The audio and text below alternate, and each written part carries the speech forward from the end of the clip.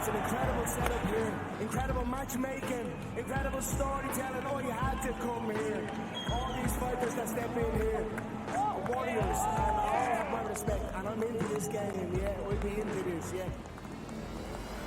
And we are live here in the Maverick Center here in Salt Lake City.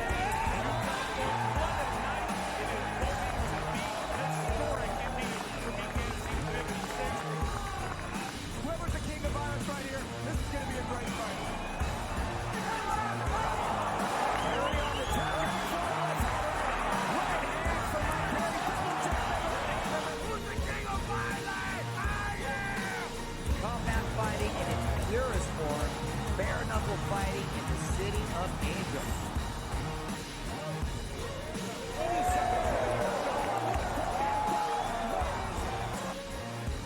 We've got the biggest announcement in the BKFC history we're about to make, so let's make that announcement. What's up, Knucklemania? The notorious Conor McGregor here. Ladies and gentlemen, the huge announcement that I have for you today. Conor McGregor, myself, and McGregor Sports and Entertainment is now an owner of Bare Knuckle Fighting Championship. Welcome to the big leagues. David Feldman, baby, we did it. He's now an owner of BKFC with us, and we're going to take this motherfucking thing all the way to the top now.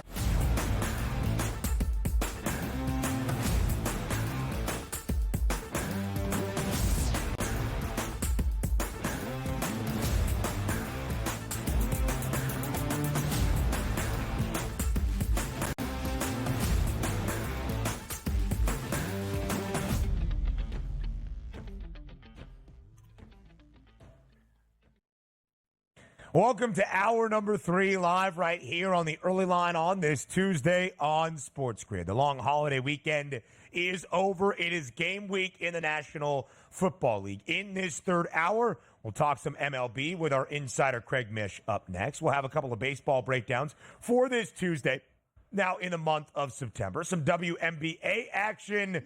And then, of course, we will take an early look at this NFL season as well. We'll talk some Super Bowl favorites here to begin hour 3.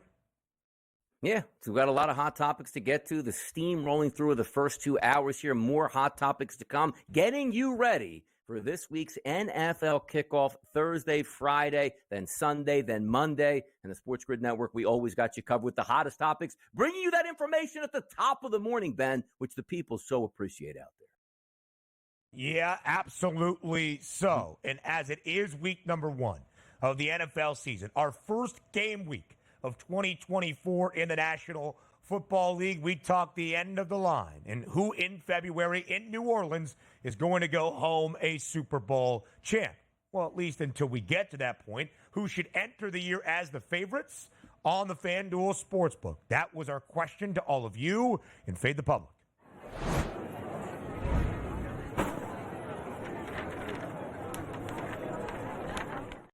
So, DRS, all offseason long, it's been the Chiefs and the Niners, back and forth, co-favorites. San Francisco a favorite, KC a solo favorite to win Super Bowl 59. As we enter our first game week of the year, some optimism for San Francisco, at least in signing Brandon Ayuk to the long-term extension. Today we heard that they are finalizing a rework deal with Trent Williams to end his holdout. But Kansas City has moved in front with an optimistic perspective from the odds. KC is plus 550 to win Super Bowl 59. San Francisco, second best number at 6-1. Those two teams separated by just a $0.50, and San Francisco $5 in front of everybody else, even with the second best price. So it's just the Chiefs and the Niners with those two numbers that are below 10-1 to win Super Bowl 59. Who should be the favorite? Unsurprisingly, most of the public going with Kansas City.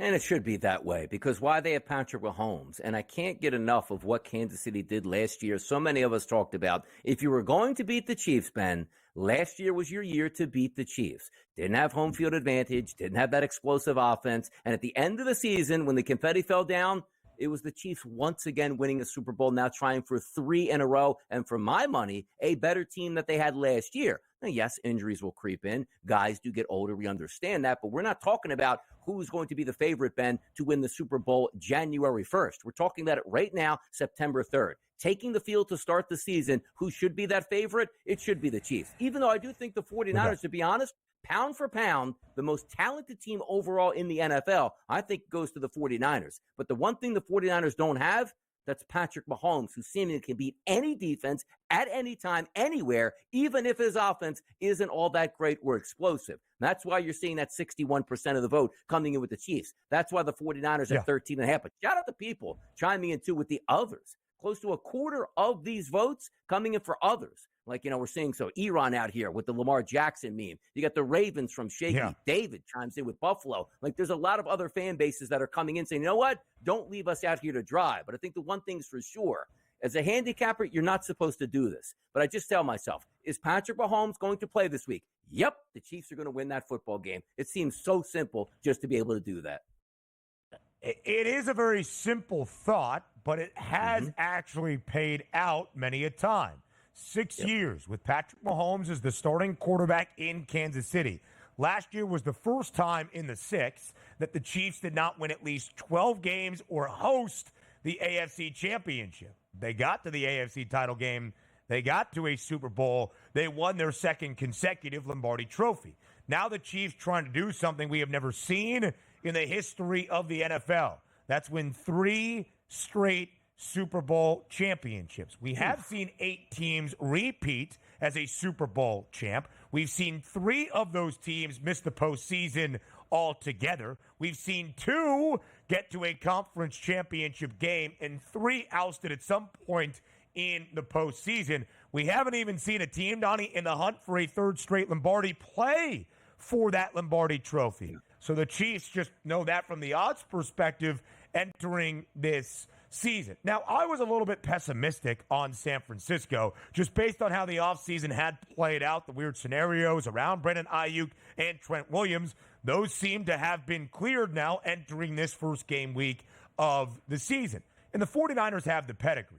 They have played in 2 Super Bowls in the last 5 years. They have come up short against KC. So that's why the Chiefs, from the odds perspective, should be in front of the Niners in my estimation. But the 49ers have played in 4 of the last 5 NFC championship games. And although I think the Eagles win the NFC, I think the 49ers are going to be back there, and if not back there, at least to the divisional round to have an opportunity to get to their 5th NFC title game in the last 6 seasons. And also, sometimes you take a look at, Ben, right from the season before. You used to get a little bit of a bump from winning a Super Bowl. Yes, you get fat and happy. Guys want paychecks. We understand that. Some guys are going to leave at free agency. Like, Snead goes over to the Tennessee Titans. But they still have a pretty competent core there of defensive backs. But you always look at the losing side. All of that effort gets to the Super Bowl, and you come up short. And for my money, I thought San Francisco was going to beat the Kansas City Chiefs last year in the Super Bowl and were the more talented team and couldn't come up with that victory. So, yes, you come back where there's not a lot of moving parts on the 49ers. Just about everybody is back there, but also question marks just to start the season. Yes, Brandon Ayuk was unhappy, wasn't getting paid. He's now in the fold back being paid. Trent Williams is one of the best left tackles in football. He's back in the fold and he's paid, but he's still 35, 36 years old at the start of this NFL season. And also Christian McCaffrey, who was injured entering into the playoffs last year with that calf injury, missed most of training camp this year with a calf injury. The one thing we never know is if a team is going to be injured. You can't qualify that or quantify it, I should say, at the opening day. But Christian McCaffrey has a history of getting banged up. How does this football team look if McCaffrey goes down for a couple-week stretch at this point? Last year, when a couple of those guys got banged up earlier in the season, the 49ers didn't look all so good. But at the end of the season, they were healthy and a well-oiled machine right up through to the Super Bowl. So there are a lot of question marks, and you do get some of those downsides saying, you know what, that Super Bowl hangover, sometimes, Ben, that's a real thing. And DRS, we have talked about how Kansas City, under Patrick Mahomes, with 6 full seasons as a starting quarterback, including 6 straight runs at least to the AFC Championship, has only been booked as a dog 16 times in total. 4 of them last year, AFC title game in Baltimore, Super Bowl 58 against San Francisco, the Chiefs winning outright in both. I love the replies that we always get, and we love the fan interaction for the Fade the Public poll. Shout out our guy, Eron, who has the Lions in his avatar photo, but then said the Ravens should be the favorite. Detroit, that fourth best price at 12-1. And Hollywood Hernandez, a frequent replier on the FTPs, always says something a little bit out of left field, like the Commanders should be the Super Bowl favorites. Not necessarily the case from the odds perspective. The Eagles round out the top 5 at 13-1.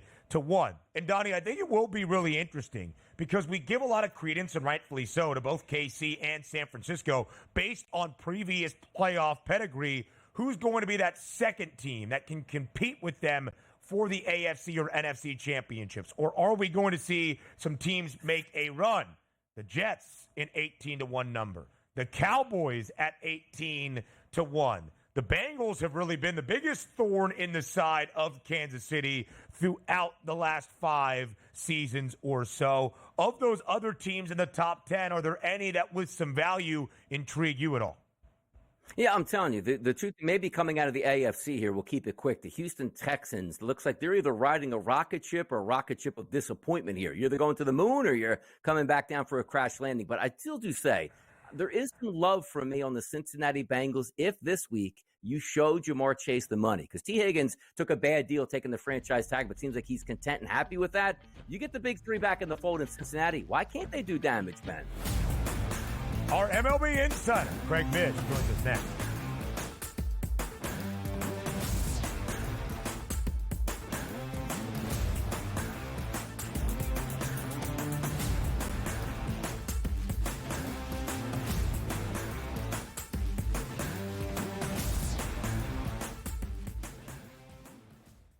The sharpest football contest show in the land, the Las Vegas Football Contest Show, focuses on Circus Sports Million, Circus Survivor, and the Westgate Super Contest, handicapping the games and releasing our contest picks every week of the season. With 2 former Super Contest winners. Match. I like Ben Shelton as a sleeper. If Djokovic is hurt, you never know. I think Shelton's actually the guy that gets hot. The conditions favor him. The early line, only on SportsGrid.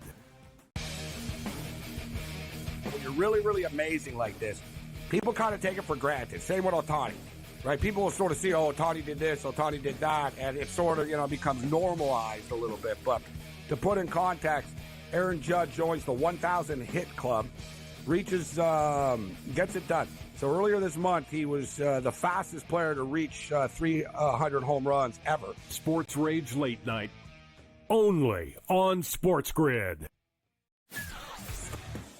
The leftover language would be the million shy of what Jefferson makes Jefferson a better player. If you want to believe that, I'm not sure I buy that he's that much better than CeeDee Lamb. Tony Pollard's gone.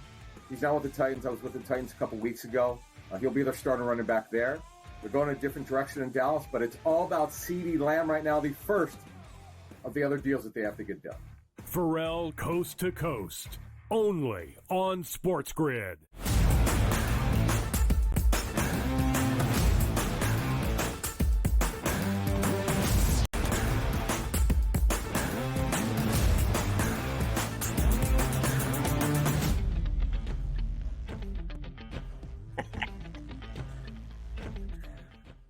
Our MLB insider and the host of Newswire, Craig Mish, joins us live right here on this Tuesday on the early line, following the long holiday weekend where, Craig, the calendar has flipped to September. About 25 games or less for all clubs around MLB. The hunt for October is on as the regular season draws to a close. We appreciate your time and your insight live right here on the early line.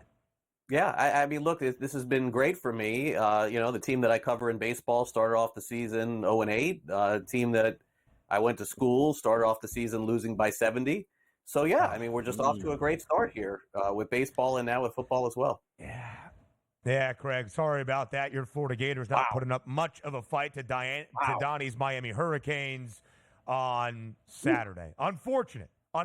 However, before we get your insight on MLB, am I hearing this correctly? Craig's son over the weekend in the biggest baseball news threw a no-hitter and some Little League action. Craig Mish, what are the details? Yeah, it was a big moment. Yeah, I mean, the perfect game tournament. We didn't get to finish it because of the rain, but yeah, I mean, got the call, 5 no-hit innings, shutout ball. I mean, honestly, very, very close to a perfect game on a 3-2 count. Walked the kid, and then also on a 3-2 count, it looked like a curveball for a strike, but the kid, when a curveball comes in, kids get a little scared. My son gets scared of curveballs too, to be fair, but curveball comes in and then you get hit. But other than that, perfection. Yeah, perfection. First time he's ever done that before too. So we'll have a full story coming up on Newswire. Wow. Yeah. Play-by-play. Well. A play-by-play. Yes. Craig, you hate doing schedule breakdowns in the National Football League, but I think a pitch-by-pitch report of your son's no-hitter would do the people well on Newswire starting at 11 a.m. Eastern. In the bigs, we go all around here on the daily basis.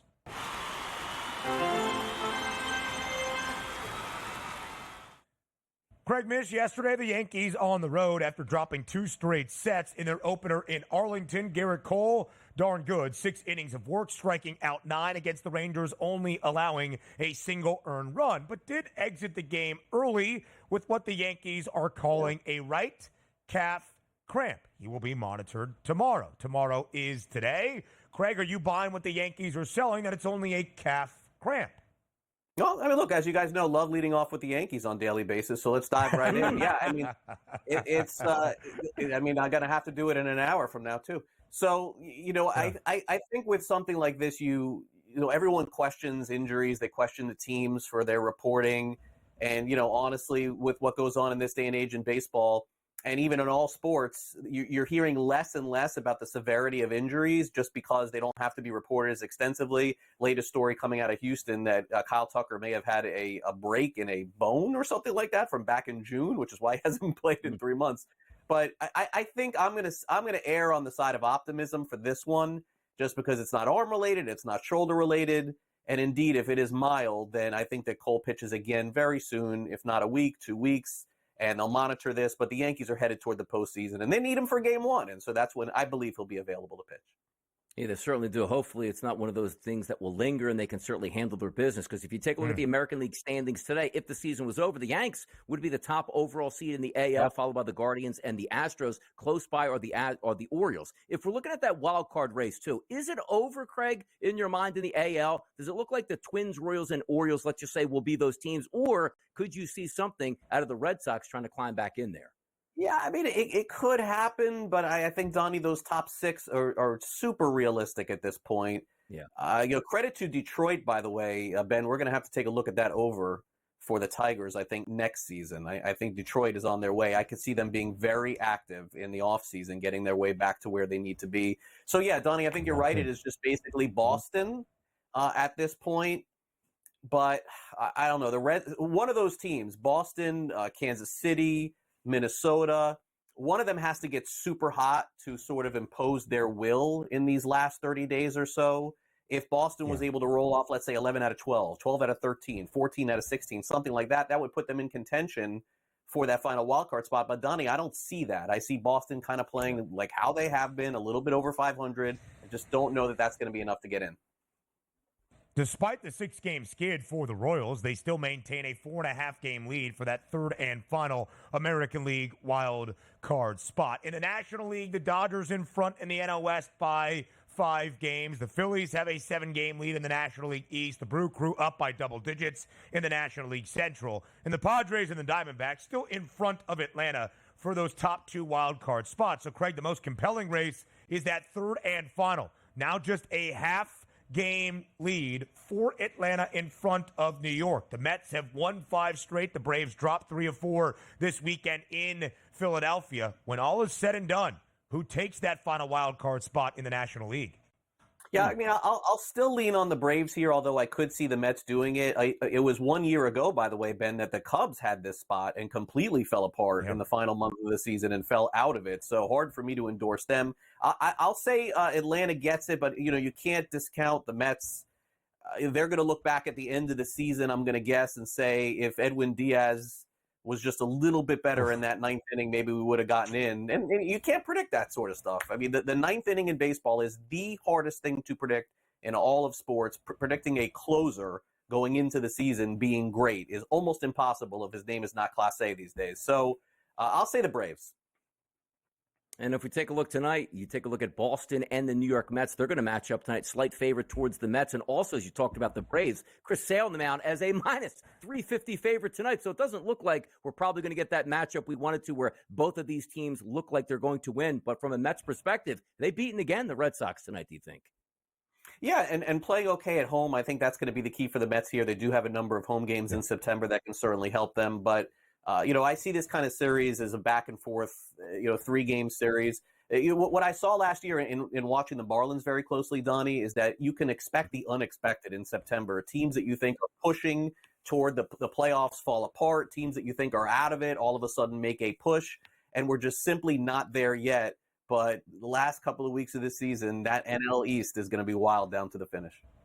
Yeah. The Mets took the opener against Boston yesterday at Citi Field 4-1. The Red Sox on a 3-game slide. Catch Craig Mish on Newswire, leading off with the New York Yankees at 11 a.m. Eastern. More MLB breakdowns next.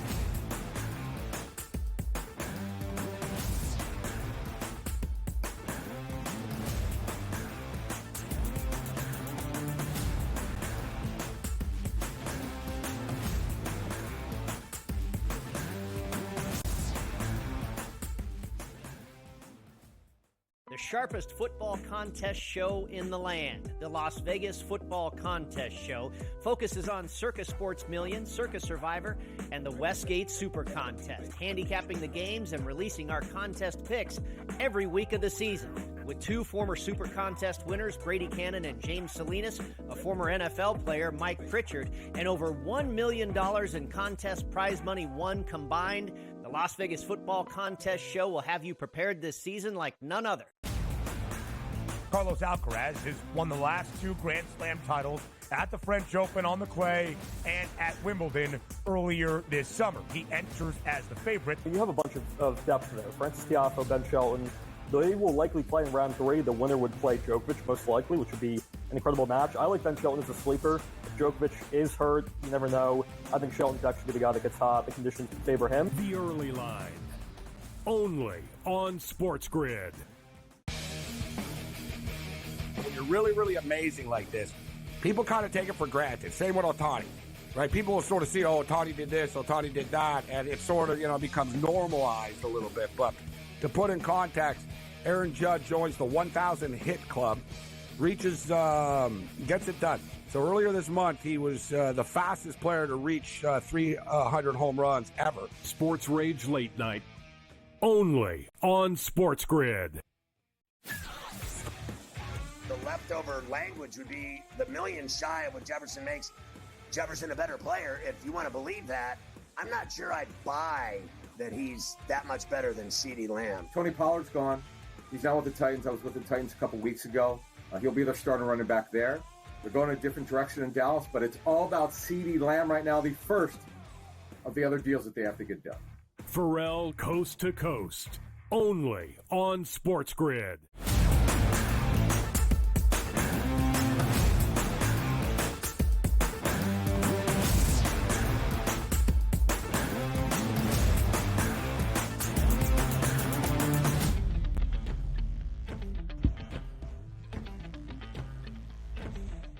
It's football season. It's the home stretch of the Major League Baseball regular season as well. But do not forget about the WNBA home stretch with the playoffs on the horizon continues. We've got less than 10 games remaining in the 40-game regular season in the WNBA. So let's look at where the odds are at this moment. The New York Liberty, still the best team in the league, with a short price now in front of the Aces, plus 125. And, Donnie, that's a story because the Aces were the favorites entering this year, the 2-time reigning WNBA champs. Even after we got back from the long All-Star and Olympic break, the Aces and the Liberty were co-favorites at plus 155. Now New York well in front. And they should be at this point now, right? Now, granted, the best player in the WNBA does reside on the Las Vegas Aces, and that's going to go a long way to determining who's going to win the championship. But if we're just looking at the regular season and who's having the better regular season and deserving to be the favorite, it's the Liberty. 27-6 on the season, 8-2 in their last 10 games. They have been the most consistent team from start to finish during the season, and it was only a matter of time before they overtook the Aces. And quite frankly, maybe they wouldn't, but the Aces at 20-12 now, 6 games back technically here in the loss column of the Liberty. There's no way you can make the Aces still the leaders here. Now, granted, as I said, playoffs are coming up, things do change, but it's got to be the Liberty. They're the better team. Sure, and I would agree with that. There's no doubt about it. New York, 27 wins, but the Aces, one of 5 teams right now that have clinched a playoff spot as well. Only one team has more than 25 wins, 25 or more, and it is the Liberty. The Aces got off to a slow start following the Olympic break. They were 1-3, but now they've won 3 of their last 4, including on Sunday against Phoenix, in which A'ja Wilson scored 41 points and had 17 boards. It was her second time in about a 6-day span where she put up 40-plus. I still think the Aces are going to be there at the end of the road. But the biggest movement we have seen, DRS, on Caitlin Clark in the Indiana Fever. Now a 19-1 price. It is 6th best around the W. 23-1 before the season got underway. On Sunday, Indiana, a big victory. Now 17-16 this season, snapping a WNBA record of 189 games in a row of playing with a losing record. Indiana above 500 for the first time in a long time. Yeah, paying off top draft picks, playing good basketball for your team. Who would have thought that? And by the way, getting that rest and not actually going to the Olympics was big for the Fever. So now sitting winners of 4 straight games, 8-2 in their last 10, as you pointed out. Now over 500 in command of a playoff spot. And it feels like this is one of those teams that if you're at the top of the standings, do you think you're better? Liberty, Sun, Lynx. Yes, you do, but you don't really want to mess around with the Fever because there's one person that can get cooking behind that arc. That's Caitlin Clark. You want to watch out for that. But I'm impressed by the Fever, playing in front of packed houses on a night-to-night basis and playing their best basketball late in the season. Love to see that. Absolutely so. So the Fever, one of 6 teams above 500 again last year in the 12-team WNBA league, with 8 of them making the postseason. Only 4, just half, had a winning record. It looks like 6 will have that now. By the way, the Fever have won 4 straight, 6 of 7 since the All-Star break. And Caitlin Clark, 31 points against fellow rookie and the Chicago Sky on Friday, that being Angel Reese. The odds off the board. Do not listen to anybody that says the Rookie of the Year battle is still outstanding. Caitlin Clark has won the award. She had 28 points in 12 dimes against the Dallas Wings on Sunday. She has the 3rd best price to win the WNBA MVP award, although A'ja Wilson, a hefty favorite to get that done, and rightfully so. A playoff preview tonight out in Connecticut. The Seattle Storm taking on the Connecticut Sun. A 4.5-point spread in favor of the Sun. Connecticut, 2nd best record in the WNBA at 24-8. Yeah, I do. I'm going to go with the Sun in this one. Home court advantage is a big deal. -4.5, you figure. If they're up late in that game, salted away for the couple free throws. But you're right. The Sun, 24-8, taking on the Storm, 19-13. Should be a good one here, but I'll lean towards the Sun at home in Connecticut. Couple of point props to pay attention to. Dejanay Carrington, over 12.5 would be an area I look. The other games on this Tuesday night slate, again, the Aces rounding into form. They take on Chicago tonight in Las Vegas. Bad taste in Vegas's mouth, I would guess, because it was the final game before the All-Star break. As a double-digit favorite, Chicago came in there and won outright. The Mercury now a game below 500, trying to get back on track against the Atlanta Dream, who are tied with Chicago for an 11-21 record, battling for that 8th and final spot. The Mystics and the Wings round out the slate tonight. MLB breakdowns from the mind of Donnie Rightside up next here on this Tuesday on the Early Line.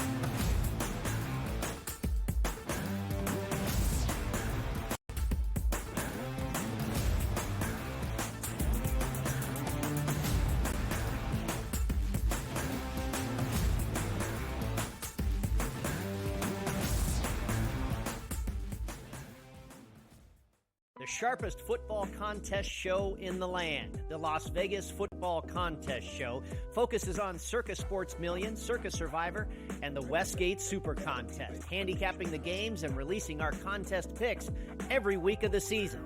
with two former Super Contest winners, Brady Cannon and James Salinas, a former NFL player, Mike Pritchard, and over $1 million in contest prize money won combined. The Las Vegas Football Contest Show will have you prepared this season like none other. Carlos Alcaraz has won the last two Grand Slam titles at the French Open on the clay and at Wimbledon earlier this summer. He enters as the favorite. You have a bunch of depth there. Francis Tiafoe, Ben Shelton, they will likely play in round three. The winner would play Djokovic, most likely, which would be an incredible match. I like Ben Shelton as a sleeper. If Djokovic is hurt, you never know. I think Shelton could actually be the guy that gets hot. The conditions favor him. The early line, only on SportsGrid. When you're really, really amazing like this, people kind of take it for granted. Same with Otani, right? People will sort of see, oh, Otani did this, Otani did that, and it sort of, becomes normalized a little bit. But to put in context, Aaron Judge joins the 1,000 hit club, gets it done. So earlier this month, he was the fastest player to reach 300 home runs ever. Sports Rage Late Night, only on SportsGrid.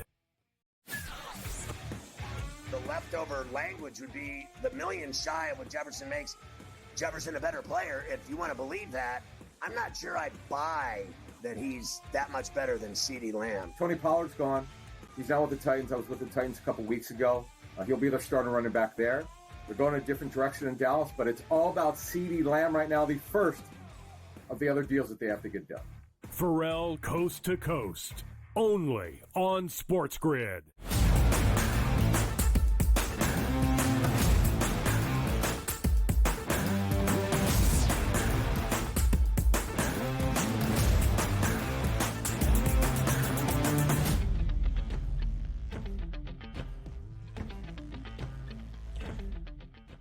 Things get a little bit wonky here in the final month of the MLB regular season following Labor Day weekend. Because it was a holiday and we saw 11 games yesterday, we saw some weekend sets come to a close on Labor Day, some start, some off days that continue into this Tuesday. Not a full 15 game slate, 13 games listed with odds and rotation numbers on the FanDuel Sportsbook, including inside Citi Field, game number 2 of the midweek set tonight between the Mets and the Red Sox. New York taking game 1, 4-1 behind a strong pitching performance out of Luis Severino. Tonight, David Peterson on the bump, minus 132 in favor of the Amazons, over under at 8. Two different streaks at play. Boston on a 3-game skid. The Mets have won 5 in a row.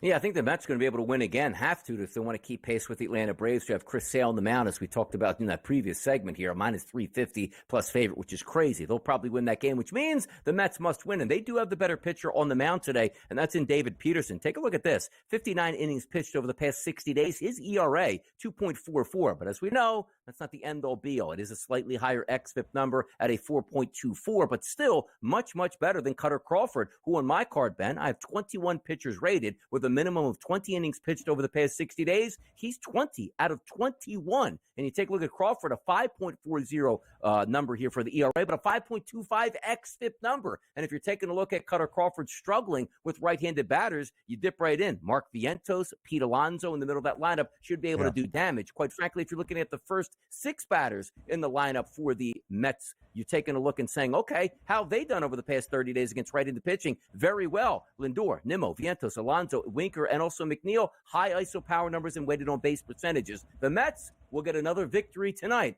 over there in Queens. Yeah, it could be a big one for the Mets. They're a half game behind the Atlanta Braves. So now we go to Atlanta. The Braves would have to lose, and the Mets would have to win to overtake the Braves for that third and final National League wildcard spot. The reason I present it as such, it does not appear the Braves are going to lose tonight at home against the Rockies. Atlanta is a minus 350 favorite on the FanDuel Sportsbook because Chris Sale gets the nod tonight. The over-under stands at 7.5. Donnie, is there any way that you would want to play this game between the Rocks and the Braves, knowing it is such a strong price in Atlanta's favor? It's kind of crazy. Probably more towards the under. Sale, we know, has been phenomenal. His last 60 days been a 2.25 ERA and xFIP number 2.61. But you take a look at Freeland. He's the 10th overall pitcher on the card today.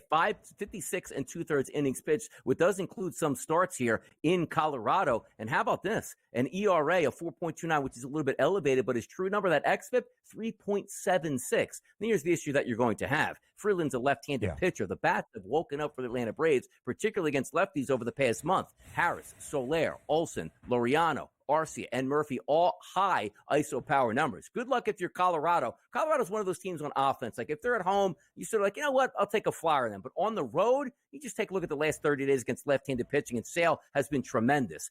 Doyle's got a 176 ISO, which is about average. Stallings has a 231, but only through 16 at-bats. Everybody else in that lineup, below average with their ISO power numbers. Good luck, Colorado, playing out the string against an Atlanta Braves team that absolutely needs it, and is smarting after losing 3 out of 4 to the Philadelphia Phillies.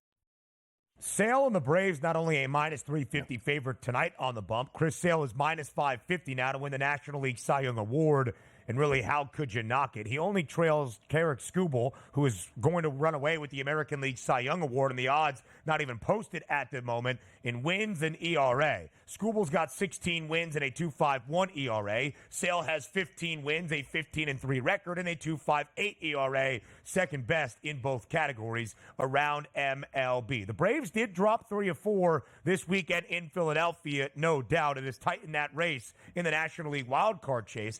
But Atlanta, prior to the weekend in Philadelphia, had won 6 of its previous 7. Now we go out west. A divisional series this week between two teams in different spots. The Diamondbacks still in that wild card position. 2.5 games in front of the Braves at the moment for the second of those 3 wild card spots. Only a game behind San Diego for that top spot. The D-backs looking to bounce back from dropping 3 of 4 against the LA Dodgers at home this weekend. Now in Northern California, a slight road favorite, total of 7.5. Good bounce-back spot here for the Diamondbacks, as you said. Always tough to play. The Dodgers are playing their best baseball right now, but I do like the price point there at the FanDuel Sportsbook at a minus 116. The reason being is you might just see the name Ryan Nelson. Not that great a pitcher here, but when you take a look at his statistics, particularly over the past 30 and 60 days, they're pretty impressive. If we go by the last 2 months, 63 and a third innings pitched. How about an ERA, Ben, of 2.84 and an xFIP of 3.27? It's not a great lineup that you're going to take on with the San Francisco Giants, so I do put them in that category of I like that price point, they should win. If we flip it over from a Giants perspective, Harrison has been a decent pitcher on the mound, and we do need to see that Arizona Diamondbacks lineup bounce back against left-handed pitching, which they haven't been great over the past month. I think they're the better team. I think it's a good spot to bounce back, and I expect a pretty good performance out of Ryan Nelson. Not one of those big name guys, but boy, he's been putting work in over the past 2 months here, no doubt about that. The D-backs have lost 6 of their last 8, almost unheard of for one of the, if not the hottest teams since the All-Star break. In fact, they have lost 2 straight series against the Mets, and then again, losing 3 of 4 this weekend at home against the Dodgers. The first time, DRS, Arizona has dropped 2 consecutive sets since the end of June, losing 4 of 6 in 2 consecutive series against the Phillies and the Twins. Almost unheard of. Skeens Day number 19. That's XIX in the history of MLB. It will be interesting to see how the Buccos deal with Skeens today inside Wrigley. Minus 130. The Pirates a favorite. The over-under, 7.5. But Skeens, the DRS, really just going about 5 or 6 innings, not throwing more than 100 pitches any longer as Pittsburgh is out of playoff contention. The Cubbies had a 6-game win streak snapped yesterday, still 3.5 back of Atlanta for the third and final NL wildcard spot. But crazier things have happened in the final month of the season. No, and bats have really heated up for the Chicago Cubs, which makes it an interesting matchup against Paul Skeens. But if we're just going from a pitcher-to-pitcher ratio here, that ratio is much better on the Pittsburgh Pirates side. Take a look at Skeens' last 60 days, and quite frankly, his entire season has been very good. 56 and 2/3 innings pitched, an ERA of 2.38, and a very manageable xFIP number at 3.09. We flip it over to the veteran pitcher on the mound, Kyle Hendricks, and he, over the past 60 days, 41 and a third innings pitched, much different scenario than Ben. 5.66 ERA, 5.03 xFIP number, but the questions always come up. You know Skeens is the better pitcher. At the end of 5 innings, they're probably going to have the lead. Why do you want to risk Paul Skeens throwing 100 pitches over 5 2/3 innings and leave it up to that bullpen only to see the Chicago Cubs come back in that environment? Maybe a run line first 5 innings is the most appropriate number because Skeens should have a good day. Hendricks should get hit, and by the time he leaves that game, talking about Skeens, they should have the lead. And why leave it the chance? Because put it this way, if Skeens is down 4-1 when the game is over, what's the big deal? They probably weren't going to win anyway, but there's a chance they have the lead and could blow it late against the Cubs. Again, DRS, in August, Pittsburgh was really, really bad. When you look at the overall record, they were 8-19.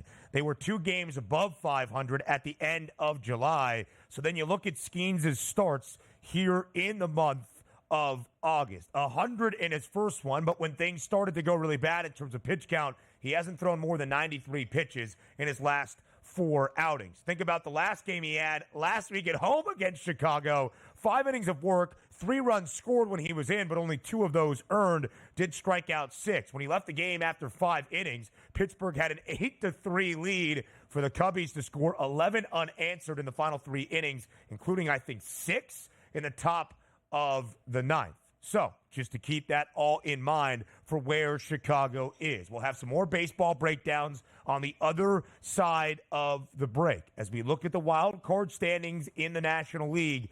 Again, this is really the only place where things are interesting. Atlanta a half game up over the New York Mets, 3.5 in front of the Chicago Cubs. No price on the Braves to make the postseason. The New York Mets at a plus 158 number. American League Central teams in action and plenty more on the other side of the break. More MLB best bets to come up next on TEL.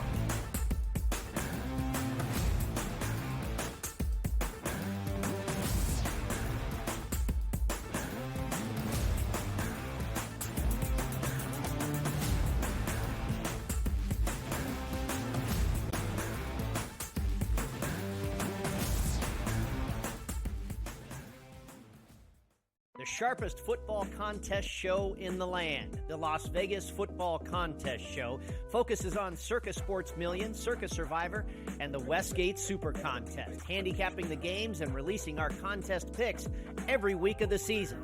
With 2 former Super Contest winners, Brady Cannon and James Salinas, a former NFL player, Mike Pritchard, and over $1 million in contest prize money won combined, the Las Vegas Football Contest Show will have you prepared this season like none other.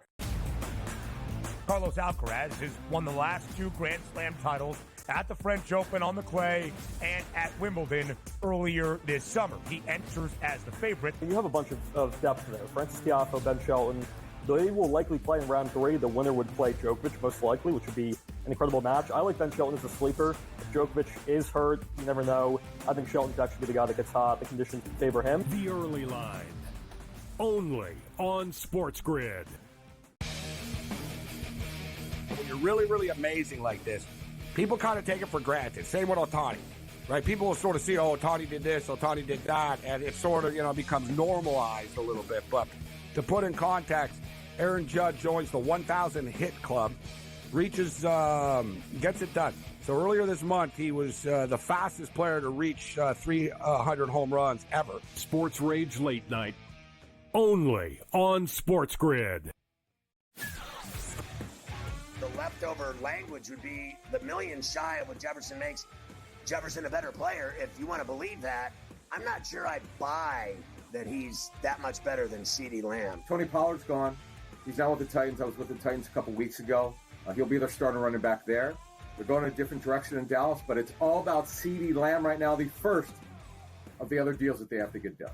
Pharrell Coast to Coast, only on SportsGrid.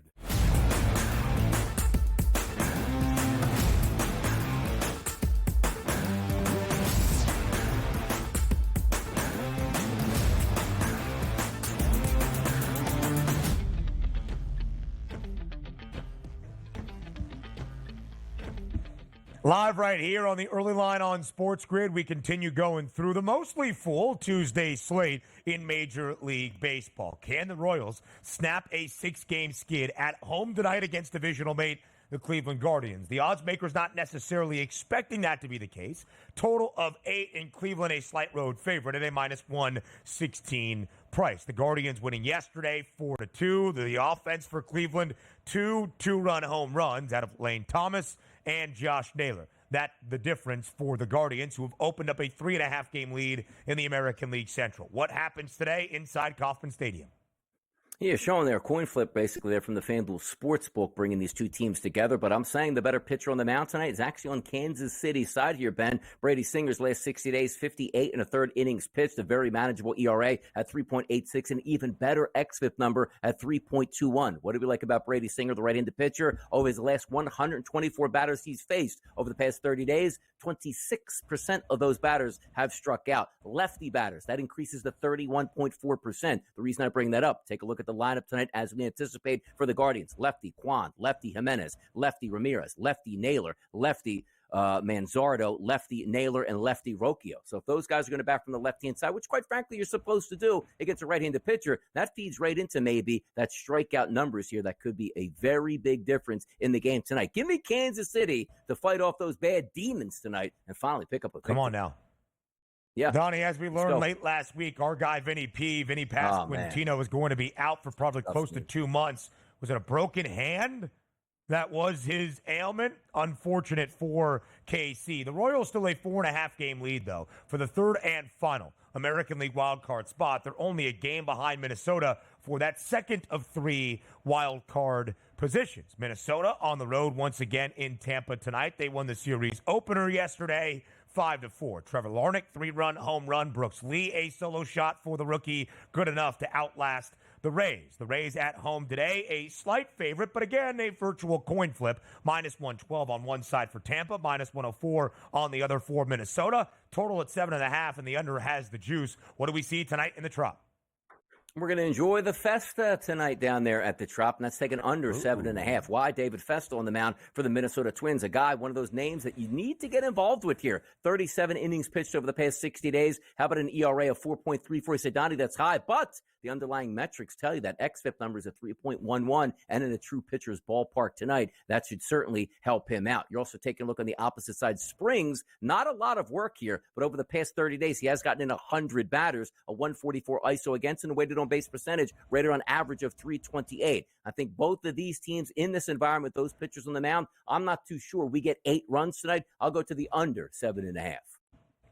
Yeah, Jeffrey Springs gets that start for the Rays. Was great to start last year, missed a considerable amount of this season. Hasn't been bad for Tampa in the spots. The Yankees, who had dropped 2 consecutive sets before their first game last night in Arlington, did rally against the Rangers. 8-4, the victory for the Yanks. Garrett Cole good, but did leave early with what the Yankees are calling a right calf cramp. We'll see if we have any updates later on this day. Carlos Rodon gets the start tonight against Andrew Heaney. The Pinstripes, a road favorite in Texas once more. Total of 9. What's the play?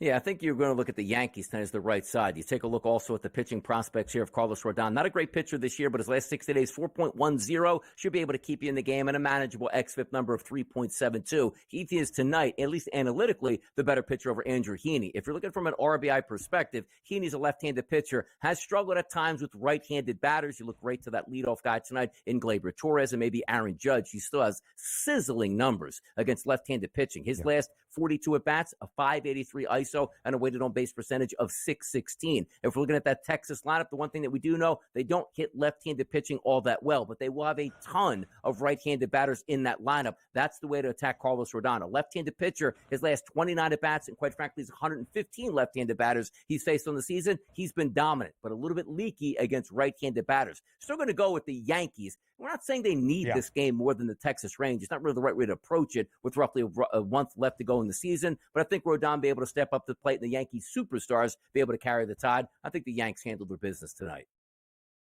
Texas 8 games below 500, 65 and 73 for the reigning World Series champs. They are going to miss the postseason more than likely. Jacob deGrom expected to return this week for Texas. See what he's got ending 2024 into 2025. The Astros, by the way, 6 games in front now of the Mariners, who have lost 3 straight games and are an even 500. Not much out of the American League West this season. By the way, Aaron Judge an RBI yesterday. Giancarlo Stanton a home run. Judge has not hit a home run in 7 consecutive games. The horror. He had a 7 home run in a 6-game stretch prior to now being blanked 7 straight games plus 190 to record a long ball tonight against the Rangers. DRS, the American League Central is such a funny division. You got 4 teams now above 500, including the Tigers, who are a game above 500 at 70 and 69. And more than likely, 3 teams making the American League postseason. The Guardians, more than likely, the divisional champs. You got the Twins and the Royals in wild card spots. And again, Detroit, a game above 500. But because the White Sox are 31 and 108, the division as a whole, 5 teams, 36 games below 500, despite 4 of the 5 teams having a winning record. All to say, some fun facts in trivia as we get ready for tonight. I don't know if Cade Povich will ever be booked as a $3 favorite once again in his life, but he's minus 310 for the O's tonight as they host the White Sox. And by the way, if we are just looking, look, it's obvious that the White Sox have given up on the season. They don't care about wins and losses at this point. But there comes a point where sometimes numbers actually don't make sense. Now, hear me out on this. Povich is on the mound. I don't know how much longer Povich should be pitching for the Baltimore Orioles if they want to stay in that pennant race and win that division. 21 out of 21 pitchers today. He's 21. His last 60 days, he's got listen to this. He's a 300 or better favorite tonight, Ben. He's got an ERA that's almost 10 over the past 60 days. 10. That's not one start. It's 25 in the third innings pitched. His exit number worse on the card at a 6. Now, you look at that Chicago White Sox lineup, 1 through 9, they can't hit left-handed pitchers. But I'm just telling you this right now. Don't even make them a parlay piece. Should they win Baltimore? Yes. But you're talking about by far the single worst pitcher on the card is a 3-1 favorite tonight. It tells you how much the Chicago White Sox have quit, but you can't take that price. That's ridiculous. The O's won last night 13-3 in the opener against the White Sox. DRS, enjoy the money line. Some college football week 2 look ahead next.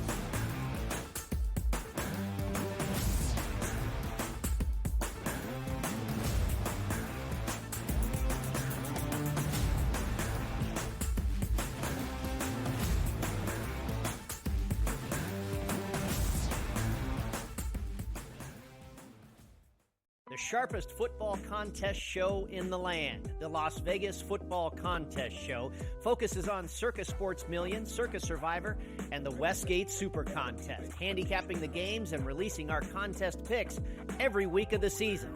With 2 former Super Contest winners, Brady Cannon and James Salinas, a former NFL player, Mike Pritchard, and over $1 million in contest prize money won combined, the Las Vegas Football Contest Show will have you prepared this season like none other.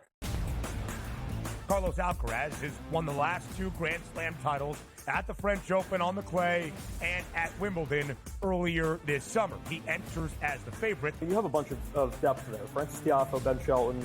They will likely play in round 3. The winner would play Djokovic, most likely, which would be an incredible match. I like Ben Shelton as a sleeper. If Djokovic is hurt, you never know. I think Shelton's actually the guy that gets hot. The conditions favor him. The early line, only on SportsGrid. When you're really, really amazing like this, people kind of take it for granted. Same with Ohtani, right? People will sort of see, oh, Ohtani did this, Ohtani did that, and it sort of, becomes normalized a little bit. But to put in context, Aaron Judge joins the 1,000 hit club, reaches, gets it done. So earlier this month, he was the fastest player to reach 300 home runs ever. Sports Rage Late Night, only on SportsGrid. The leftover language would be the million shy of what Jefferson makes Jefferson a better player. If you want to believe that, I'm not sure I buy that he's that much better than CeeDee Lamb. Tony Pollard's gone. He's now with the Titans. I was with the Titans a couple weeks ago. He'll be their starting running back there. They're going a different direction in Dallas, but it's all about CeeDee Lamb right now, the first of the other deals that they have to get done. Pharrell Coast to Coast, only on SportsGrid.